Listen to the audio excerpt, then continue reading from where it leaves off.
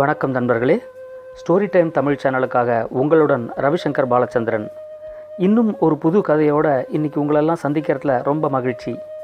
ஒவ்வொரு நாளும் நீங்கள் கேட்க போகிற புது புது கதையில் நல்லவங்களாக வாழறதோட முக்கியத்துவம், உழைச்சி வாழறதோட மேன்மை, மற்றவங்களுக்கு உதவுற நல்ல பண்பு, திருடக்கூடாது, பொய் சொல்லக்கூடாது, பொறாமப்படக்கூடாது, பேராசைப்படக்கூடாது, இது மாதிரி இன்னும் பல நல்ல கருத்துக்களை குழந்தைகளுக்கு கதை வழியாக சொல்ல போகிறோம். கதையை கேட்கலாம் வாங்க. ஒரு ஊரில் ஒரு பெரிய பண்ணையார் இருந்தார். அந்த ஊரில் இருக்கிற நிலத்தில் பெரும்பாலான நிலம் அந்த பண்ணையாரோடது தான். அவர்கிட்ட முனியன்னு ஒரு கூலி தொழிலாளி ஒருத்தன் இருந்தான். அவன் அந்த நாற்று நடுறது, களை எடுக்கிறது, இது மாதிரி எல்லா வேலையும் செய்வான். அந்த முனியனுக்கும் ஒரு சின்ன நிலம் இருந்துச்சு. ஒரு நாளைக்கு அந்த முனியன் இந்த பண்ணையார்கிட்ட கேட்டான், ஐயா, அது மாதிரி எல்லா நிலத்துலேயும் விதை விதைச்சாச்சு, என் நிலத்தில் விதைக்கிறதுக்கு என்கிட்ட விதை இல்லை, எனக்கு கொஞ்சோண்டு விதை நெல் கொடுத்தீங்கன்னா நான் என்னோடய நிலத்தில் அதை விதைச்சிக்குவேன் அப்படின்னு சொல்லி இந்த முனியன் பண்ணையார்கிட்ட கேட்டான். அதை கேட்ட உடனே பண்ணையாருக்கு பயங்கர கோபம் வந்துருச்சு. நீ என்னோடய நிலத்துலையே நீ கூலி ஆளாக வேலை செஞ்சுக்கிட்டுரு, உனக்கு அரை வயிற்று கஞ்சியாவது கிடைக்கும், நீ என்ன மாதிரி பண்ணையார் ஆகணும்னு நினைக்காத, விதை நெல்லாம் கொடுக்க முடியாது, உன் நிலத்தை சும்மாவே போட்டுரு, என் நிலத்தில் நீ வேலை செய் அப்படின்ட்டார். உடனே முனியன் ரொம்ப சோகமாக வீட்டுக்கு வந்தான். அன்னைக்கு வந்துட்டு முனியனோட மனைவிக்கிட்ட சொன்னான், இந்த மாதிரி நாமெல்லாம் வளர்கிறது பண்ணையாருக்கு பிடிக்கல போல இருக்குது, என்னோடய நிலத்தை தரிசாக போட சொல்கிறாரு, அதில் கொஞ்சோண்டு விதை நெல் கொடுத்தீங்கன்னா நான் விதைச்சிக்குவேன்னு சொல்லி கேட்டேன், அதுக்கே அவர் முடியாது, தர முடியாது, என்கிட்ட கூலி ஆளாக வேலை செய்ய அப்படின்ட்டாரு, நமக்கு கொஞ்சம் பணம் வர்றதோ இல்லை நம்ம கொஞ்சம் வளர்கிறதோ அவருக்கு பிடிக்கல, நீ என்ன மாதிரி பண்ணையாராக வர்றதுக்கு ஆசைப்படுறியா அப்படிங்கிற மாதிரி என்கிட்ட கோபமாக கேட்டார். அது மாதிரி நம்ம கூலி ஆளாக வேலை பார்த்து வர்ற காசில் நம்மளால் முழு வயிற்று கூட சாப்பிட முடியல, குழந்தைங்கள்லாம் வேறு அரைப்பட்டினியாக கிடக்கு, என்னால் தாங்கவே முடியல அப்படின்னு சொல்லி ரொம்ப வருத்தப்பட்டான். அதுக்கப்புறம் ஒரு 2-3 நாள் ஆச்சு. இவன் அப்படி கூலி வேலைக்கு போயிட்டு இருந்தான். வீட்டில் ரொம்ப வறுமை, அவங்கெல்லாம் 2 வேளை கூட அவங்களால சாப்பிட முடியல, சில நாள் ஒரு வேளை சாப்பிட்றாங்க, சில நாள் கஞ்சியை சாப்பிட்றாங்க, இப்படி தான் போயிட்டு இருந்துச்சு.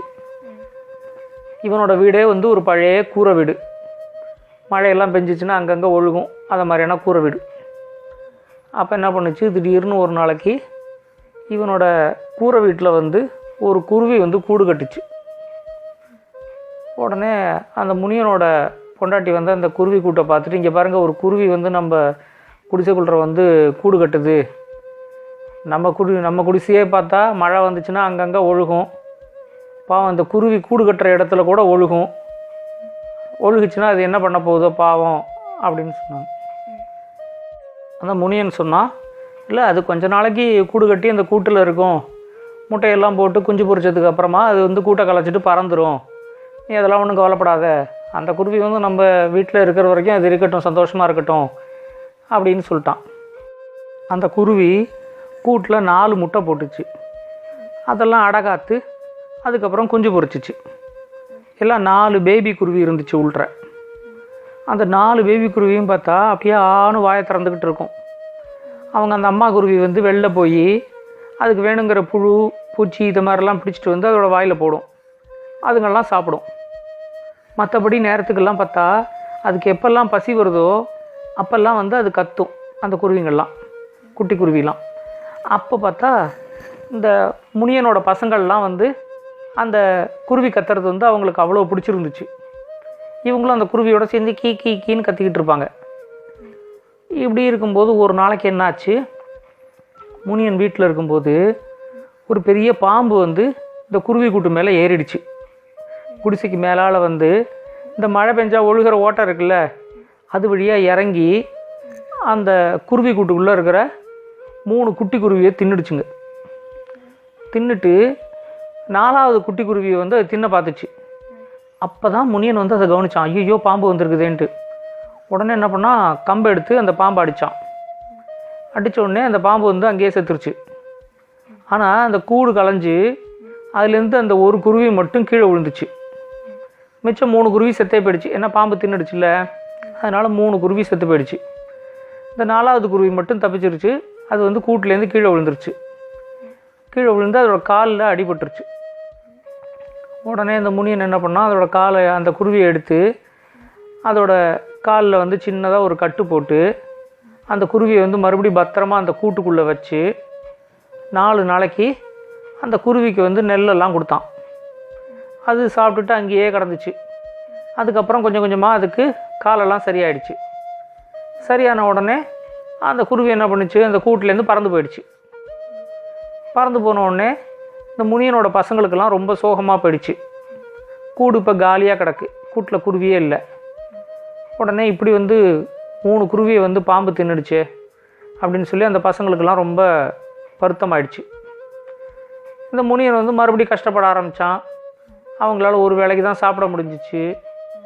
அப்படி இருக்கும்போது திடீர்னு ஒரு நாளைக்கு இந்த முனியன் வீட்டு கதவை யாரோ தட்டுற சத்தம் கேட்டுச்சு. உடனே முனியன் வந்து கதவை திறந்து பார்த்தா அங்கே அந்த குருவி இருந்துச்சு. இவனோட கையில் வந்து ஒரே ஒரு பூசணிக்காவோட விதையை கொடுத்து, இதை வந்து உங்கள் வீட்டு கொல்லை பக்கம் நடு, நான் கொஞ்சம் நேரத்தில் வரேன் அப்படின்னு சொல்லிட்டு அது போயிடுச்சு. இவன் அதை கொண்டு போய் கொல்லை பக்கத்தில் நட்டான். கொஞ்ச நேரம் கழித்து அந்த குருவி மறுபடியும் வந்துச்சு. இன்னொரு பூசணிக்காய் விதை கொடுத்துச்சு. கொடுத்து இதை வந்து வீட்டுக்கு முன்பக்கம் நடு அப்படின்னு சொல்லிட்டு போயிடுச்சு. அப்புறம் கொஞ்ச நேரம் கழித்து திரும்ப வந்துச்சு. இன்னொரு பூசணிக்காய் விதையை கொடுத்து இதை உங்கள் வீட்டு ஜன்னல் பக்கம் நடு, நீ வந்து என்னை பாம்புக்கிட்டேருந்து காப்பாற்றினதுக்கும் என்னை வந்து காலில் கட்டெல்லாம் போட்டு என்னை பார்த்துக்கிட்டதுக்கும் ரொம்ப நன்றி அப்படின்னு சொல்லிட்டு அந்த குருவி பறந்து போயிடுச்சு. இந்த முனியன் வந்து 3 விதையும் அங்கங்கே நட்டுட்டான் அந்த குருவி சொன்ன இடத்துல. அடுத்த நாள் காலையில் பார்த்தா அந்த 3 விதையிலேருந்து 3 கொடி வந்து ஒவ்வொரு கொடியிலையும் ஒரு பெரிய பூசணிக்காய் காய்ச்சிருந்துச்சு. பூசணிக்காய்னா நல்ல பெரிய பூசணிக்காய், ஒரு சிலிண்டர் அளவுக்கு இருக்குது. என்ன இவ்வளோ பெரிய பூசணிக்காவை பார்த்ததே இல்லையே அப்படின்னு சொல்லி முனியனோட பொண்டாட்டிக்கு ஒரே ஆச்சரியம். முனியன் என்ன பண்ணால், நான் போய் எல்லா பூசணிக்காவையும் நறுக்கி வீட்டுக்குள்ளே எடுத்துகிட்டு வரேன் அப்படின்னு சொல்லிட்டு முதல்ல போய் கொல்லையில் இருக்கிற பூசணிக்காவை நறுக்கி அதை வீட்டுக்குள்ளே உருட்டிக்கிட்டு வந்தான். அவனால் தூக்க முடியல, அவ்வளோ பெருசாக இருக்குது. அதை அங்கேருந்து வீட்டுக்குள்ளே உருட்டிக்கிட்டு வந்தான். உருட்டிக்கிட்டு வந்து அந்த பூசணிக்காவை 2ஆக நறுக்குனாங்க. நறுக்குன உடனே அவங்களுக்கு வந்து அவ்வளோ நாள் அவங்க என்னெல்லாம் சாப்பிடலையோ அவ்வளோ சாப்பாடும் அந்த பூசணிக்காய்க்குள்ளேருந்து வந்துச்சு. உடனே அவங்களுக்குலாம் ஆச்சரியம் தாங்கலை. எல்லோரும் உட்காந்து நல்லா திருப்தியாக சாப்பிட்டாங்க. சாப்பிட்டு முடிச்சுட்டு அந்த நறுக்குன பூசணிக்காவை 2ஐயும் ஒன்றா சேர்த்தாங்க பாரு, அது மறுபடியும் வந்து பூசணிக்காவாக மாறிடுச்சு. 2ம் ஒட்டிக்கிச்சு. ஒட்டிக்கிட்டு ஒரு பூசணிக்காவாக மாறிடுச்சு. உடனே அந்த முனியன் சொன்னால், இது நல்ல மந்திர பூசணிக்காவாக இருக்கும் போல இருக்குது, நமக்கு இன்னுமே சாப்பாட்டுக்கு திண்டாட்டமே கிடையாது, வேளைக்கு இந்த பூசணிக்காவை நறுக்கணும் அப்படின்னா உள்ளேருந்து நமக்கு வேணுங்கிற சாப்பாடு வரும், நம்மளாம் சாப்பிட்டு முடித்த உடனே பூசணிக்காவை மறுபடியும் ஒட்டியே வச்சிடலாம் அப்படின்னு சொன்னான். சரி, இந்த இன்னொரு பூசணிக்காயில் என்ன இருக்குதுன்னு பாருங்கள், அதை உருட்டிக்கிட்டு வாங்க அப்படின்னு சொன்னாங்க. சரின்னு இவன் என்ன பண்ணான், போய் இந்த ஜன்னல் ஓரத்தில் இருக்கிற பூசணிக்காவை வெட்டி அதை வீட்டுக்குள்ளே உருட்டிக்கிட்டு வந்தான். அதை கட் பண்ண உடனே உள்ளேருந்து விதவிதமாக ட்ரெஸ்ஸாக கொட்டிச்சு. அந்த மாதிரி ட்ரெஸ்ஸெல்லாம் இவங்க போட்டதே இல்லை. அவ்வளோ காஸ்ட்லியான ட்ரெஸ்ஸாக இருக்குது, எல்லாம் நல்ல நல்ல ட்ரெஸ்ஸாக இருக்குது. உடனே இவங்களுக்கு வேணுங்கிற ட்ரெஸ்ஸெல்லாம் எடுத்துக்கிட்டாங்க. மறுபடியும் அந்த பூசணிக்காவை ஒட்டினோடனே அது ஒட்டிக்கிச்சு. அந்த பூசணிக்காவை கொண்டு வீட்டுக்குள்ளே கொண்டு வச்சிட்டான். கண்டிப்பாக அந்த வாசலில் இருக்கிற பூசணிக்காவை முதல்ல போய் எடுத்துக்கிட்டு வந்து அதை நறுக்கி பார்க்கணும் அப்படின்னு சொல்லி அவங்களுக்கெல்லாம் ஆசை வந்துருச்சு. உடனே முனியன் ஓடி போய் என்ன பண்ணான், வாசலில் இருக்கிற பூசணிக்காவை நறுக்கி அதை வீட்டுக்குள்ளே உருட்டிக்கிட்டு வந்தான். அதை நறுக்கின உடனே உள்ளேருந்து தங்க காசாக கொட்டுச்சு. அவ்வளோதான், முனியன் சொல்லிட்டான், இனிமேல் நாம் வந்து பணங்காசுக்கு நமக்கு கவலையே இல்லை, இவ்வளோ தங்க காசு இருக்குது, இனிமேல் வந்து பெரிய லெவலில் வேலைக்கும் போக வேண்டாம், கூலி ஆளாலாம் வேலைக்கு போக வேண்டாம் அப்படின்னு சொல்லிட்டு அந்த தங்க காசை வச்சு நல்ல வீடை பெருசாக கட்டினாங்க. அதுக்குள்ளே ஒரே நல்ல முனியன் வந்து எப்படி இவ்வளோ பெரிய பணக்காரன் ஆனா அப்படின்னு சொல்லி அந்த பண்ணையாருக்கு வந்து ஒரே ஆச்சரியமாயிடுச்சு. உடனே என்ன பண்ணார், நேராக கிளம்பி முனியன் வீட்டுக்கு வந்துட்டார். வந்து முனியன் அதை மாதிரி ஒரே நாளில் நீ எப்படா இவ்வளோ பெரிய பணக்காரனான அப்படின்னு சொல்லி கேட்டார். கேட்ட உடனே ஐயோ பண்ணையார் கேட்குறாரே அப்படின்னு சொல்லிட்டு இவன் என்ன பண்ணால் நடந்ததெல்லாம் சொன்னான். அப்படியா அப்படின்னு கேட்டு இவர் என்ன பண்ணார், சரின்ட்டு நேராக வீட்டுக்கு வந்துட்டார். வந்த உடனே முனியனை விட பெரிய பணக்காரன் ஆகணும், இந்த நாட்டு ராஜாவை விட பெரிய பணக்காரன் ஆகணும் அப்படின்னு சொல்லி அவருக்கு ஒரே ஆசை வந்துருச்சு. உடனே என்ன பண்ணார், ஒரு பெரிய குருவி கூடை பண்ணார். அவரே உட்காந்து தேங்காய் நாரெலாம் வச்சுக்கிட்டு ஒரு குருவி கூடு மாதிரி ஒன்று பண்ணி அதை வந்து அவரோட வீட்டில் மேலே கட்டி விட்டார். கட்டி விட்டு ஏதாவது குருவி வருதான்னு ஒரு 4-5 நாளைக்கு பார்த்தாரு. அதுக்கு ஒரு குருவியும் வரல. உடனே என்ன பண்ணார், இந்த குருவியெல்லாம் வலை போட்டு பிடிக்கிற ஒருத்தனை பிடிச்சிக்கிட்டு வந்து ஒரு 15-20 குருவி அவன்கிட்டேருந்து வாங்கி அது எல்லாத்தையும் வீட்டில் கொண்டாந்து அடைச்சி விட்டார். எல்லா கதவையும் சாத்தி விட்டு அந்த குருவிங்களெல்லாம் வீட்டுக்குள்ளே விட்டார். அதுங்க பார்த்தா இங்கங்கே உட்காந்துருக்குதே தவிர இவர் கட்டி வச்சுருக்கிற கூட்டுக்குள்ளே எந்த குருவியும் போகல. அதுக்கப்புறம் இவரே வெறுத்து போய் எல்லாத்தையும் திறந்து விட்டார். எல்லாம் பறந்து போயிடுச்சு. அவர் வந்து ஏதாவது ஒரு குருவி வந்து அந்த கூட்டில் தங்காதான்னு அப்படியே பார்த்துக்கிட்டே இருந்தார். அப்புறம் கொஞ்ச நாள் கழித்து ஒரு மழை நாள் வரும்போது என்ன பண்ணுச்சு, அதில் வந்து ஒரு குருவி வந்து தங்குச்சு அந்த கூட்டில். உடனே இவர் நினச்சிக்கிட்டார், சரி இதை மாதிரி அந்த குருவி வந்து 4 முட்டை போட போகுது, அந்த 4 முட்டையில் ஒரு பாம்பு வந்து 3 குருவி குஞ்சை தின்னிட போகுது, அதுக்கப்புறம் மிச்சம் இருக்கிற ஒரு குருவி குஞ்சு வந்து நமக்கு வந்து 3 விதை கொண்டாந்து கொடுக்க போகுது அப்படின்னு இவராக நினச்சிக்கிட்டாரு. நினச்சிக்கிட்டு எப்படா பாம்பு வரும்னு உட்காந்துருந்தார் அந்த குருவி கூடு கீழே. பாம்பு வரவே இல்லை. அந்த குருவி குஞ்செல்லாம் போடுற சத்தம் வந்து இவருக்கு பிடிக்கவே இல்லை. ஏன்னா வீட்டுக்குள்ளே எப்போ பார்த்தாலும் கீன்னு கத்திக்கிட்டே இருக்குது அப்படின்னு சொல்லிட்டு கத்தாதன்னு சொல்லி இவர் கத்தி பார்த்தாரு. அதுங்கெல்லாம் கேட்கவே இல்லை, கத்திக்கிட்டே இருந்துச்சு. இவர் என்ன பண்ணார், பானையிலேருந்து தண்ணியை பிடிச்சி அந்த குருவி கூட்டில் ஊற்றி விட்டார். அந்த குருவி குஞ்செல்லாம் ரொம்ப பயந்துருச்சுங்க. அதுக்கப்புறம் சத்தம் போடுறத நிறுத்திடுச்சு.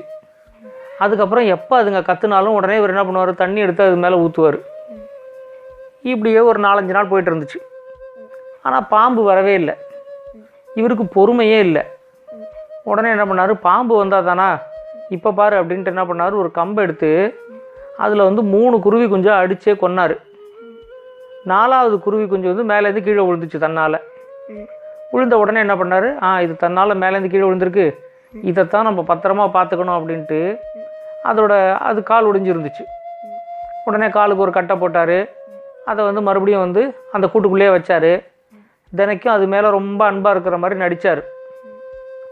ஒரு 4-5 நாளில் அதுக்கு காலெல்லாம் சரியாக போனோடனே அது பறந்து போயிடுச்சு. அவ்வளோதான், இவருக்கு வந்து செம்ம த்ரில் ஆகிடுச்சு. எப்போ வேணால் நமக்கு வந்து அந்த குருவி வந்து பூசணிக்காய் விதையை கொண்டாந்து கொடுக்கும் அப்படின்னு நினச்சிக்கிட்டு ஒரே ஆர்வமாக பார்த்துக்கிட்டு இருந்தார். திடீர்னு என்ன பண்ணுச்சு, அந்த குருவி வந்துச்சு. வந்து 3 பூசணிக்காய் விதையை இவர் வீட்டு முன்னாடி போட்டுட்டு, இதை 3ஐயும் எடுத்து உங்கள் வீட்டில் நட்டுக்குங்க, உன்னை வாசலில், உன்னை கொல்லையில், உன்னை ஜன்னல் பக்கத்தில் நடுங்க அப்படின்னு சொல்லிட்டு அது பறந்து போயிடுச்சு. உடனே என்ன இது நன்றி சொல்லிட்டு போகாமல் சும்மா பறந்து போயிருக்கு அப்படின்னு நினச்சிக்கிட்டாரு. அந்த முனியன் வந்து நன்றி சொல்லிட்டு போச்சு அப்படின்னு வேற சொன்னானே, இது ஒன்றும் நன்றியெல்லாம் சொல்லலையே அப்படின்னு நினச்சிக்கிட்டாரு. ஏதோ அது நன்றி சொல்லலைன்னா நமக்கு என்ன, நமக்கு வேண்டியது 3 பூசணிக்காய் விதை, அது வந்துருச்சு அப்படின்னு சொல்லிட்டு 3ஐயும் எடுத்துக்கிட்டு போய் ஒன்று வாசலில் நட்டார், ஒன்று கொல்லையில் கொண்டு நட்டார், ஒன்றை வந்து ஜன்னல் பக்கம் நட்டார். நட்டுட்டு ராத்திரி முழுக்க முழிச்சுக்கிட்டு இருந்தார், அந்த பூசணிக்காயெல்லாம் காய்க்குதான்னு பார்த்துக்கிட்டு. காலையில் ஆனவுடனே எல்லாம் காய்ச்சிச்சு, எல்லாம் சிலிண்டர் சைஸ் இருந்துச்சு. உடனே அவ்வளோதான், இனிமேல் இந்த நாட்டோட ராஜாவோட நான் தான் பணக்காரன் அப்படின்னு நினச்சிக்கிட்டு கிட்டுக்கிட்டுன்னு முதல்ல கொல்லையில் இருக்கிற பூசணிக்காவை போய் எடுத்துக்கிட்டு வந்து அதை வந்து 2ஆக நறுக்குனார். நறுக்குன உடனே உள்ளேருந்து எக்கச்சக்க பூச்சி வெளியே வந்துச்சு. வெளியே வந்து அவரோட நிலத்தில் இருக்கிற அத்தனை தானியத்தையும் தின்னுபிட்டு எல்லா பூச்சியும் மறைஞ்சிருச்சு. அந்த பூசணிக்காய் டப்புன்னு ஒட்டிக்கிச்சு 2ஆ. ஐயோ, என் வயலில் இருக்கிற அத்தனை நெல்லையும் இந்த பூச்சிங்கள்லாம் வந்து சாப்பிட்டுருச்சே அப்படின்னு சொல்லி ஒரே அலறினார்.